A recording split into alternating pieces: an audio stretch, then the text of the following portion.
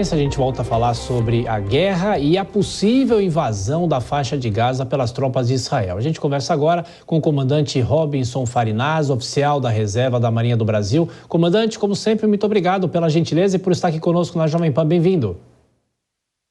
Boa noite, Thiago. Boa noite, ouvintes da PAN. Muito obrigado.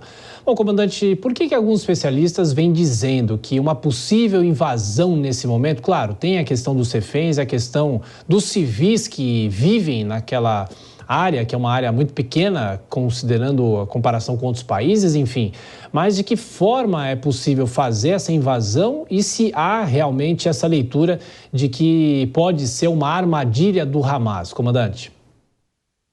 Pois é, Thiago, nós não sabemos, né, qual é a força total do Hamas, o dispositivo que existe ali, naquelas verdadeiras catacumbas, né, que são os túneis do Hamas também, e de quanto armamento eles dispõem. Eu penso assim, Israel poderia tentar um estrangulamento do Hamas via logística, né, porque a gente não sabe quanto de suprimento, por quanto tempo os suprimentos do Hamas vão aguentar ali embaixo. Mas acontece o seguinte, como você tem a população civil em Gaza, que é o que tudo indica não vai sair, o Hamas ele vai contar com um abastecimento perene, aí, pelo menos de víveres, né? de alimentos. Ou seja, ele pode prolongar a sua resistência por muito tempo. É difícil, no início de uma guerra, fazer um prognóstico e dizer, olha, vai ser assim, vai ser assado. Porque, pelo que a gente viu hoje na libertação dessas duas reféns americanas, existe alguma margem para negociação, né? Então, pode ser que o desfecho caminhe para outra coisa que não um embate total. Claro. Existe essa possibilidade também. Mas, em termos bélicos, o que se espera é o seguinte, se Israel for entrar ali, vai ser uma luta casa a casa, vai ser uma luta de túneis, né? É o que a gente chama de guerra dos ratos. Uma luta casa a casa, luta em esgotos, luta em túneis. Pode ser uma coisa bastante dramática. Agora, comandante, é possível deduzir, porque quando a guerra começou, a própria segurança de Israel reconheceu que acabou sendo surpreendida de uma certa maneira pela forma como o Hamas se preparou nos últimos tempos. Isso pode indicar que a guerra pode ser mais difícil ainda, ou seja, a resistência do Hamas pode ser mais ferrenha? Não, eu não tenho dúvida que a resistência do Hamas, eles têm, se eles quiserem oferecer uma resistência ferrenha, eles têm tudo para isso. Eles estão se defendendo. Tiago, quem se defende tem sempre o trabalho mais fácil, porque você está escondido. Você tem que esperar o inimigo, ele vai ter que vir por um campo descoberto e você está atrás de paredes, você está atrás de escombros, você está em túneis, etc. Então, é sempre uma tarefa mais fácil. Mas eu preciso colocar uma coisa muito importante sobre o ataque inicial do Hamas. A gente tem uma frase na aviação que ela diz o seguinte, né?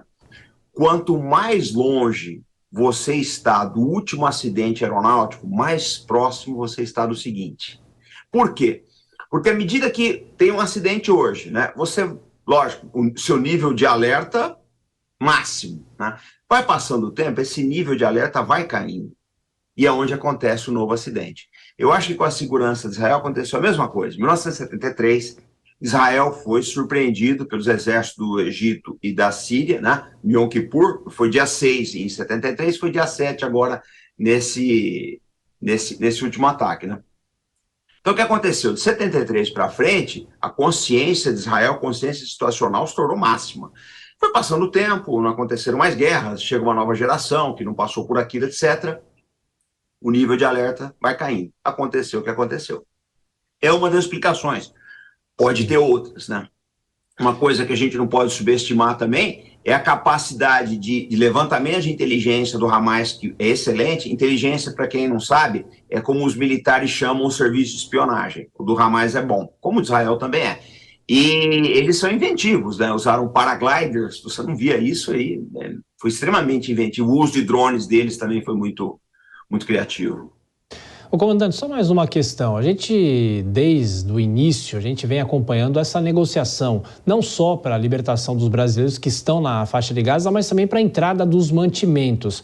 Até que ponto que isso pode também favorecer, entre aspas, o Hamas, usando mantimentos que chegam naquela região para se sustentar, para tentar amenizar um pouco a situação que toda aquela população vive? Tiago, todas as vezes que eu escuto alguém falar, uma autoridade, né, dos Estados Unidos, ou de Israel, do Egito, de onde quer que seja, falar que não, nós vamos garantir que esses batimentos não vão chegar para o Hamas, eu acho isso uma bobagem muito grande. É lógico que o Hamas vai se apropriar de mantimentos, eu não tenho a menor dúvida disso. Eles são a força dominante ali, eles têm armas, eles vão dizer para quem vai e para quem não vai esses suprimentos. Eu não tenho dúvidas a respeito disso. Que eles vão se apropriar de uma parte, mas o problema todo é a gente Israel está numa situação ali de cruz e espada. Porque eles não podem, né, declarar a Gaza simplesmente uma praça de guerra e deixar 2 milhões de pessoas à míngua. Né? Seria terrível para a imagem de Israel, o direito internacional iria por água abaixo. Então é uma situação muito complicada. Eu penso que a situação de Israel nessa guerra ela é mais complicada não tanto pelo ponto de vista militar, mas o ponto de vista diplomático, de apoio político e do direito internacional. Você tem que lembrar que a vizinha Colômbia aqui está com as relações completamente estremecidas com Israel. Isso pode ter contágio à medida que o tempo passa, tá? Eu digo sempre que o calendário ele é péssimo conselheiro para os políticos e ele é inimigo dos militares. O tempo corre contra Israel. Comandante Robinson Farinaz, oficial da Reserva da Marinha do Brasil, muito obrigado como sempre e bom fim de semana. Até a próxima. Até mais, bom fim de semana para vocês.